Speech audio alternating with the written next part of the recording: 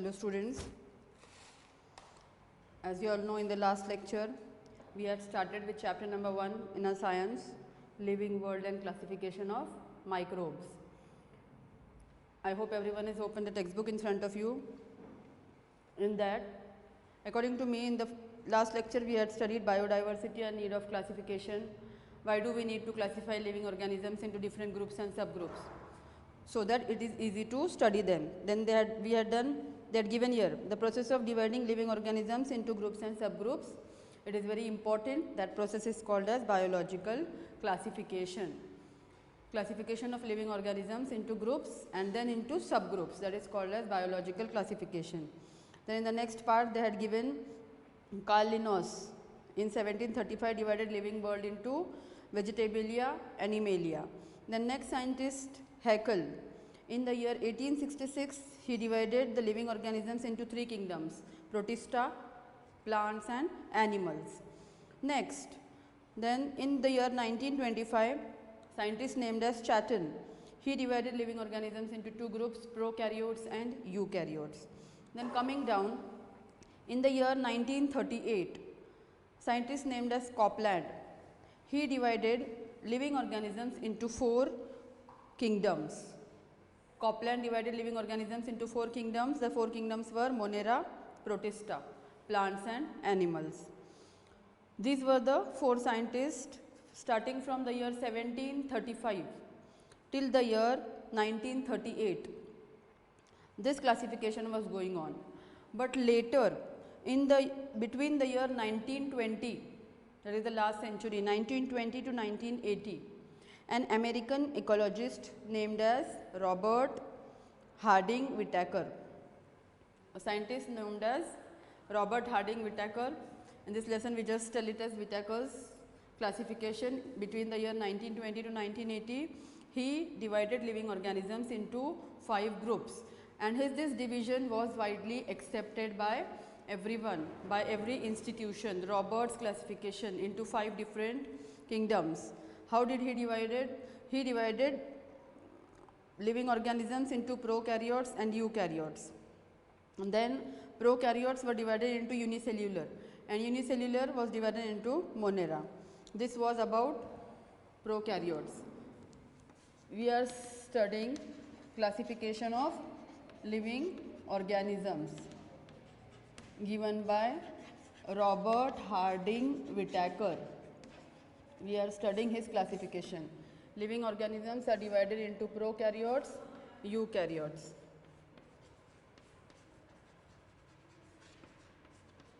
Prokaryotes and eukaryotes. This depends upon the developed nucleus or not developed nucleus. Now see, students, prokaryotes means these are the organisms which lack well membrane bound nucleus. The difference between prokaryote and eukaryote organism, just see, they lack well membrane bound nucleus, and eukaryotes, they have a well developed membrane bound nucleus. So in eukaryotes a proper nucleus is present. In prokaryotes there is no well developed nucleus. This is the difference. Now further, prokaryotes was divided into unicellular. Unicellular means organisms whose body is made up of only one cell. But eukaryotes were divided into both unicellular and multicellular. Multicellular means many cells in the body. Unicellular means only one cell in the body. Organism whose body is made up of only one cell are unicellular organisms. Organisms whose body has many cells, that is called as multicellular organism. Example, we human beings are multicellular because we are having many cells in our body. And organisms like amoeba, paramecium, they are unicellular because their body is made up of only one cell. Now this unicellular living organisms are divided into prokaryotes, eukaryotes. Prokaryotes are divided into unicellular. In unicellular comes only kingdom Monera. We had done that day. Kingdom Monera. This was given by Robert Whittaker. And this side in eukaryotes, when they are divided into unicellular and multicellular, unicellular में आता है kingdom protista, kingdom number 2, that is protista. This is Monera, this is protista. And multicellular में आता है kingdom 3, kingdom 4 and kingdom 5. Kingdom 3, kingdom 4, kingdom 5. Kingdom 3 में comes fungi. Kingdom 4 में comes kingdoms plantae. And kingdom 5 में comes kingdom animalia. So how did Robert Harding Whittaker divide the living organisms? He divided them into prokaryotes and eukaryotes. Then prokaryotes में there were unicellular organisms. Unicellular organisms में only came kingdom Monera. And eukaryotes में there were both unicellular organisms also and multicellular organisms also. In unicellular, again from eukaryotes came only one kingdom, that is protista. And in multicellular living organisms, they were further divided into 3 different kingdoms: fungi, plantae and animalia. Plantae means all plants come in this kingdom. Animalia means all animals come in this kingdom. And fungus to everyone knows. And a small thread-like structure which grows on bread and bhakri. I had discussed this in the previous lecture. I was just taking a short revision of this classification given by Robert Harding Whittaker. In the last period we had done kingdom Monera. That is this kingdom. Kingdom Monera, we had done the characteristics. They are unicellular. According to the chart only we understand that Monera kingdom, all the organisms are unicellular. They may be autotrophic or heterotrophic. I am telling the characteristics, just a revision of kingdom Monera. All organisms are unicellular and their mode of nutrition that belong to kingdom Monera can be autotrophic or heterotrophic. Means some organisms they prepare their own food. They are called as autotrophic. Some organisms they depend on other organisms for their food. They are called as heterotrophic.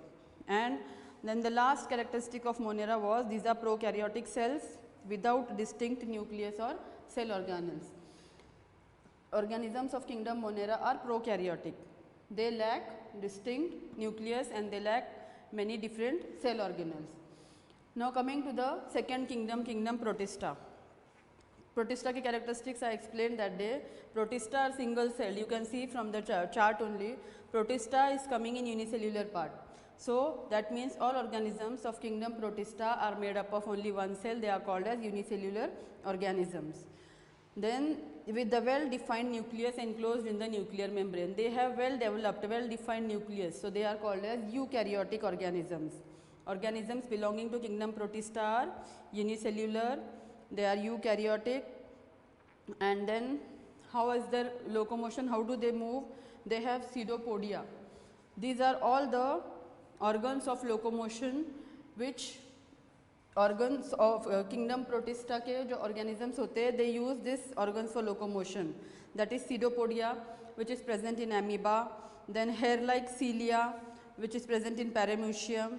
Then they have whip-like flagella, which is present in euglena. In the diagram you can see, euglena में होता है flagella for locomotion. Locomotion means moving from one place to other. So which are the organs for locomotion present in kingdom Protista? They have either pseudopodia or they have whip-like flagella or they have hair-like cilia for locomotion. Then organisms of kingdom Protista can be autotrophs, means they can prepare their own food. Example of euglena. See in the diagram they have given diagram number 1.3 euglena. It prepares its own food. Volvox also prepares its own food. You can see the green color circles are given. It prepares its own food. So they are called as autotrophs. And there are examples of heterotrophs also in kingdom Protista. Amoeba and paramecium. They do not prepare their own food. They depend on other organic matter for their food. So they are called as heterotrophs. These were the characteristics of kingdom Protista. Now we go to the third kingdom, that is kingdom fungi. Fungus, as everyone knows, everyone must have seen burshi, which comes on bread and bhakri. Thread-like structure, white thread-like structure is called as the fungus. They have given here diagram of fungus. I think we had studied the characteristics of fungus in detail that day. These are not non-green, means they are not green in color. They are eukaryotic, means they have a well-defined nucleus. They are heterotrophic organisms, means they depend on other organisms for their food. These are the characteristics of fungus. How are the parts of fungus? See, they have given in the textbook. Like this, fungus has roots. These are called as rhizoids. I am drawing the diagram of a fungi. These are called as rhizoids. They are root-like structure. How is the structure of fungus? See. Then from here,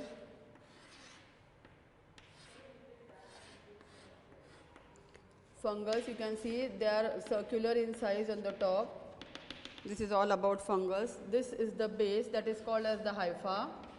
Root-like part was called as the rhizoids. This stem-like, this is the base from where the fungus start growing, that is called as the hypha.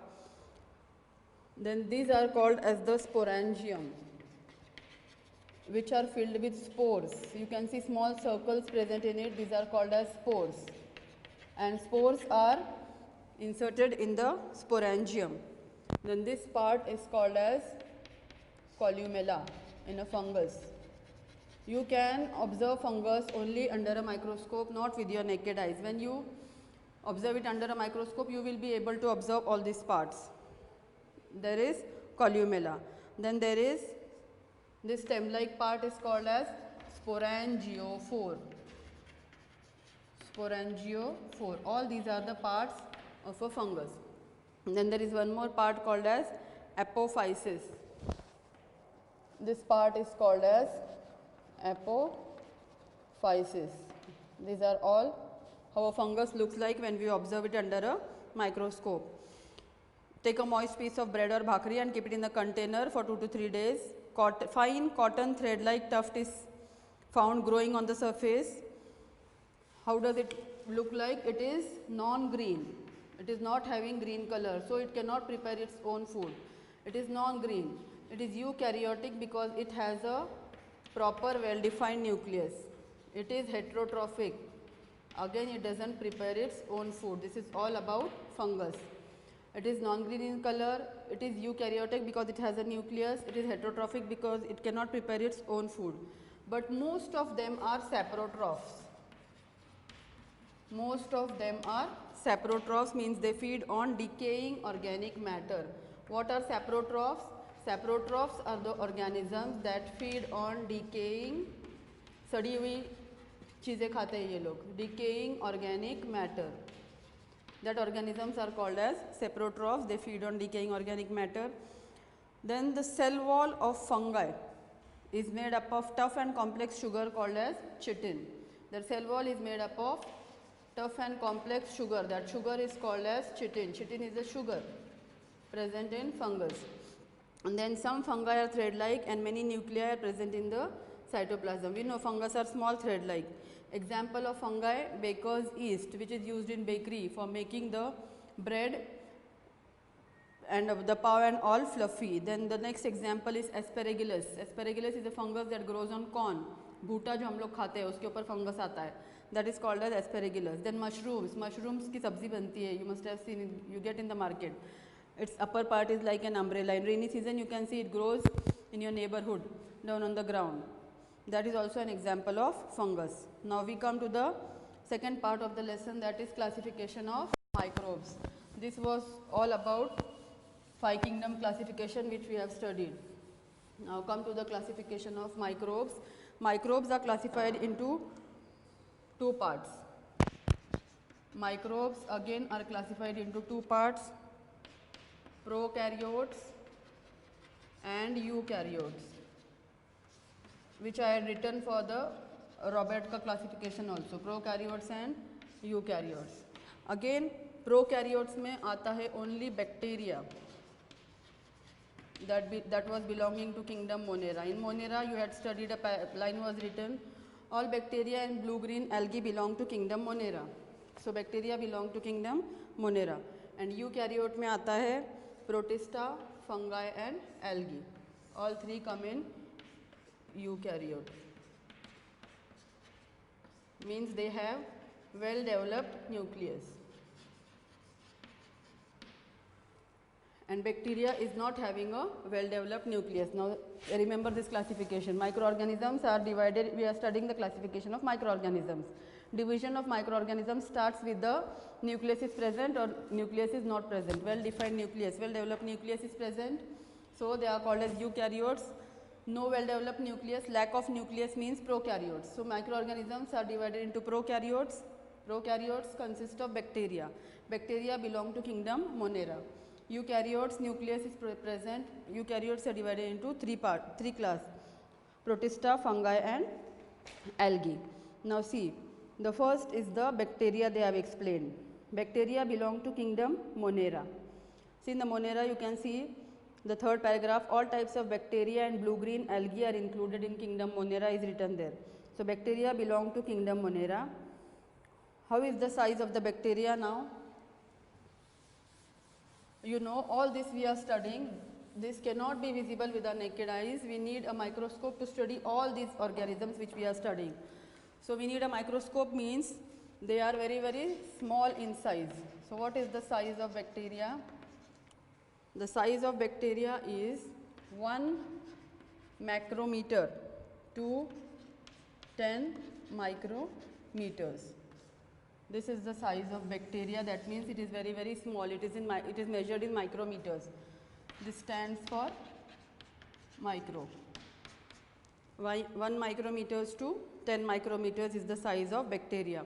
Now how is bacteria? Bacteria is unicellular, means it has only one-celled organisms in it. It is unicellular. It is independent, means it doesn't depend on anyone for anything. It is independent. Then it is parasitic, means it lives in body of other organisms. It is parasitic. Some bacteria, they live in colonies. Colonies means they live very close to each other. So what is the first characteristics of bacteria? Bacteria are unicellular organisms. Bacteria live independently. They don't depend on other organisms. Then some are parasitic. Some are parasitic means they live in the body of other organisms. And some bacteria, they love to live in colonies, together form colonies. Then bacterial cell is prokaryotic. Bacterial cell is prokaryotic with cell wall, but distinct nucleus or cell organelles are absent. That is why it is called as prokaryotic. So it belongs to prokaryote, that we have seen. Bacteria belong to prokaryotes. Then the next part is they reproduce by simple binary fission. How is the reproduction in bacteria? This is a new term. The reproduction in bacteria is by simple binary fission. It is given in your textbook. Now what is the simple binary fission? It means division of one part into two. A single part is divided into two equal parts. That means everyone knows there are molecules in our body, DNA molecules, RNA molecules. So DNA molecule is divided, one DNA molecule is divided into two DNA molecules. One DNA molecule is divided into two DNA molecules. DNA means deoxyribonucleic acid.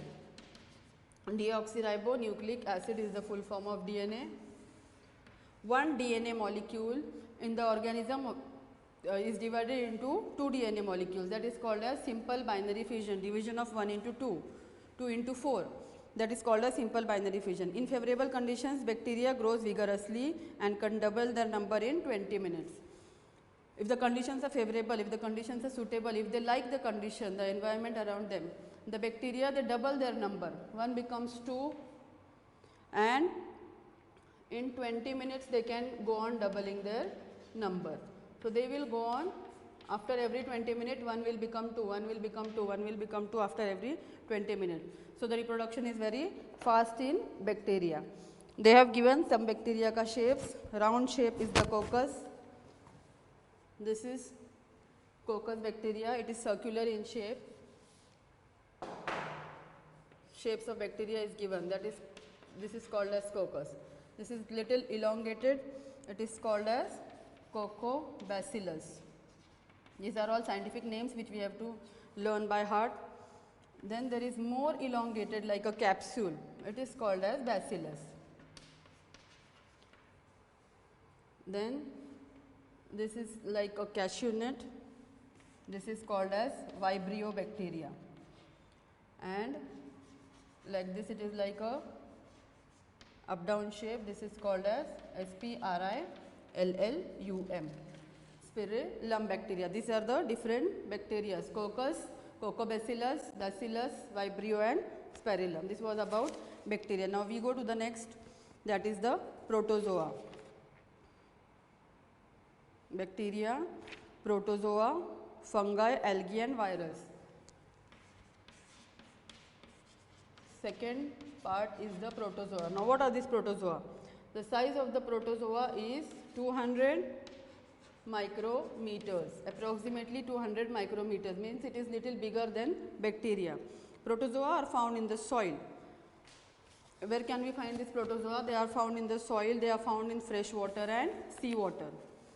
In 3 places we can find protozoa: in the soil, in fresh water, in sea water. Some are found in the body of other organisms. Some protozoa are found in body of other organisms and they can be pathogenic. Pathogenic means they can cause diseases. If protozoa are present in our body, some of them they can cause diseases. These are unicellular organisms. How is their cell? It is only single celled organism with eukaryotic cell. There is a great variation, means they have different cell structures, they have different organs of locomotion and they have different modes of nutrition. Then these organisms reproduce by simple cell division. Simple cell division means one parent cell divides into 2 or more daughter cells. That is called as simple cell division. Then example of protozoa they have given: amoeba and paramecium. These are protozoa which are living in dirty water around us. Amoeba and paramecium are protozoa. They are unicellular, their body is made up of one cell. Then the next example of protozoa is Entamoeba histolytica. It is the name of a protozoa which causes a disease called as amebiosis. Amebiosis means that is a type of infection which we get in the stomach. It spreads due to drinking or eating of uncooked food or contaminated water or food. We get amebiosis. Then there is a disease called as malaria, which is caused due to Plasmodium vivax. Everyone knows malaria is caused due to bite of mosquito. Which protozoa is present in that mosquito? Plasmodium vivax. Then Euglena is example of protozoa which is autotrophic, means it prepares its own food. Then the next is the fungi, which we had studied with the diagram. Fungi which we had seen, it is non-green, it is heterotrophic and all. Again the fungi they have given in short. The size of fungi is 10 micrometer to 100 micrometer. 10 micrometer to 100 is the size of fungi, means it is also again very small. Characteristics of fungi they have given in more detail here. These are found on decaying organic matter and dead bodies of plants and animals. These are eukaryotic organisms. Fungi are unicellular and others are, some are visible with the naked eyes. Thread-like structure we can see with the naked eyes, that are all fungi. And they are saprotrophic. We had studied in the previous paragraph in fungus where we had drawn the diagram. Saprotrophic means they absorb their food from decaying organic matter. Then reproduction in fungus is bisexually or asexually. That is by cell division or by budding. Cell is divided from one to more. Budding means bud comes. Example of fungi we had done in the previous paragraph, again same, baker's yeast and mushroom and all, etc. Next is algae. Fourth we have to study algae. What is the size of algae? Then again here given according to your textbook, 10 micrometer to 100 micrometers.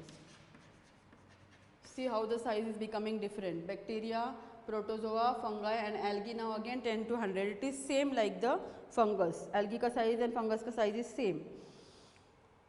Algae are aquatic. Algae only grows in water, so they are called as aquatic. You must have seen shewal. Shewal is called as algae, green color. They are eukaryotic, they are unicellular and they are autotrophic organisms. As they have their green color, they prepare their own food, so they are called as autotrophic organisms. Photosynthesis is carried out with the help of chloroplasts present in the cell. Example of algae are chlorella and chlamydomonas. See the diagram of chlorella is given, green color they have given. Then the last part of the lesson is the viruses. The virus everyone knows. The size of virus is 10 nanometers to 100 nanometers. Last is the viruses. Size is 10 nanometers to 100 nanometers. This is the size of virus. Viruses are not considered as living organisms.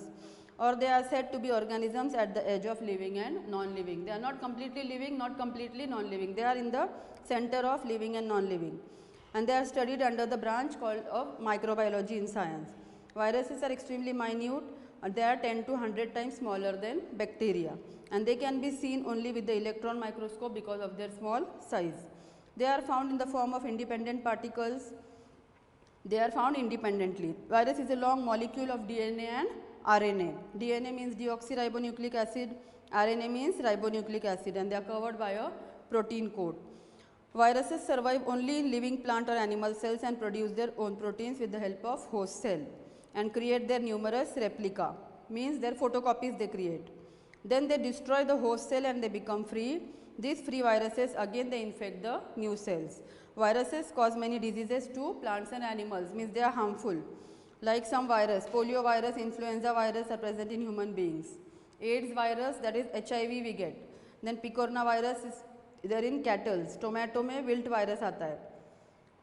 In this way, there are different types of viruses. Okay, students, my time is over. Thank you so much. If possible, I'll take a short revision of this chapter, of the end part of the chapter in the next lecture. Thank you.